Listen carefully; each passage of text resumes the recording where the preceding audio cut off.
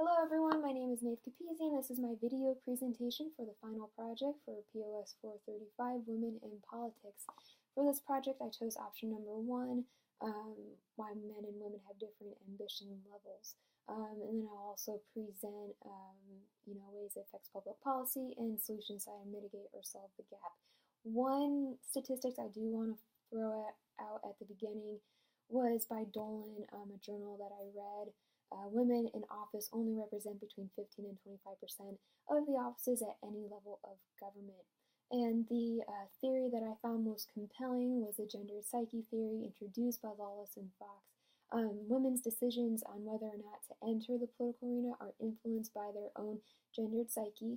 And gendered psyche in itself is influenced by sociocultural, institutional, and psychological manifestations.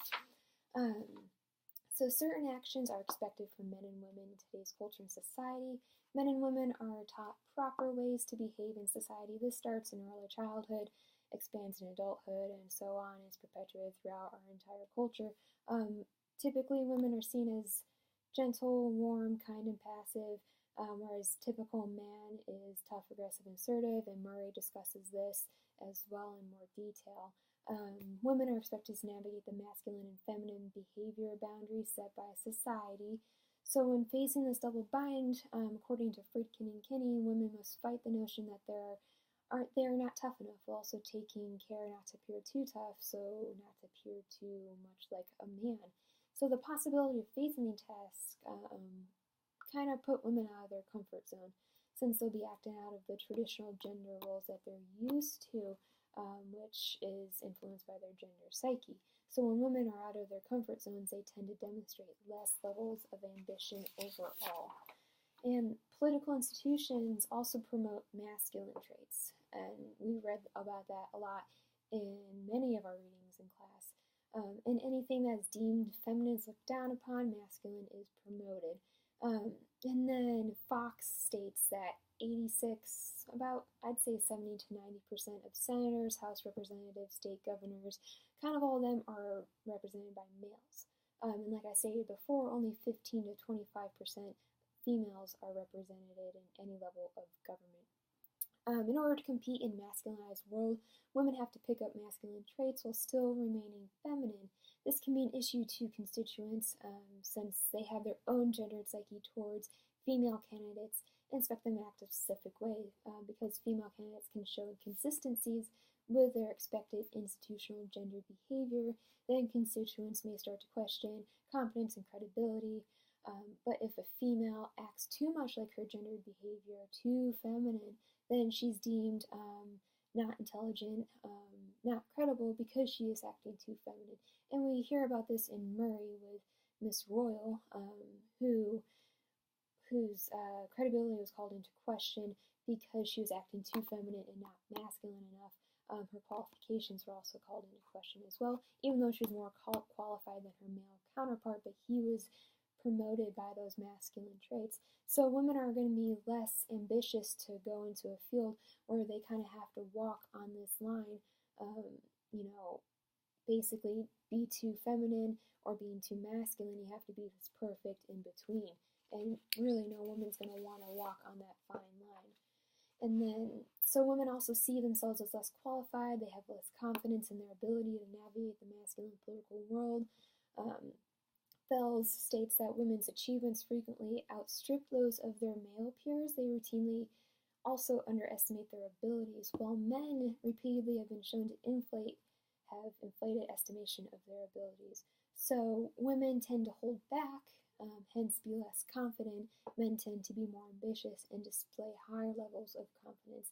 And this comes back to traditional gender roles and the way men and women are raised to act and behave, which molds their gender psyche.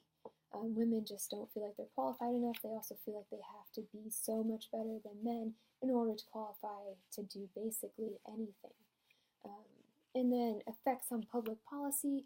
Women's issues will receive less attention if there's less women in politics. According to Friedkin and Kinney, female senators focus on two types of issues: established issues like healthcare and education, and also emerging issues, which if women weren't there would be mostly discounted by men. The second policy that would be affected. Women think differently than men, so we lose perspective that could assist in implementing the best public policy. When women are not equally represented in political office, we're losing an important perspective that has the possibility to open discussion up to more deliberation.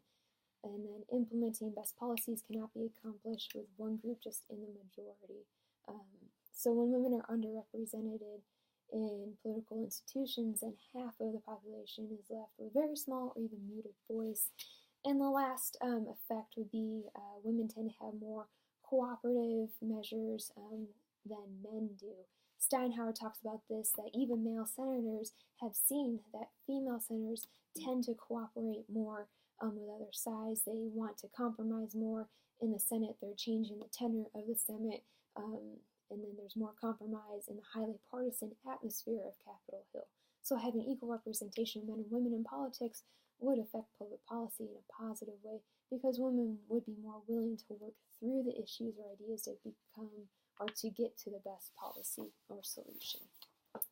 So my first idea to mitigate the gender gap would be to increase the number of women's organizations, because when women go to women's organizations, they're 34 percentage points more likely to run for office, and this was stated in Lawless and Fox.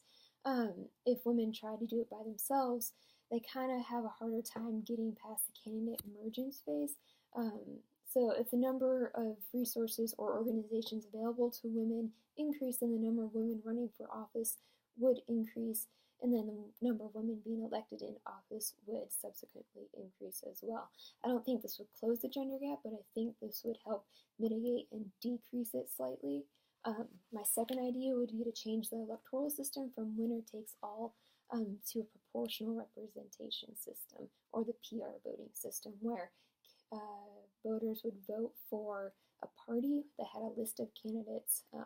So women don't really have to promote themselves in the winner takes all, where they're kind of harder for them to promote themselves because they have to compete in the masculine world. Instead, whichever party receives X amount of votes, they would get that many seats, and then the most qualified candidates would get those seats. And then Friedman talks about how women tend to gain more legislative seats in countries or governments that use the PR system of voting. So basically, that's how I feel about women and their differing levels of political ambition. Thank you for watching my video, and I look forward to the reviews. Thank you.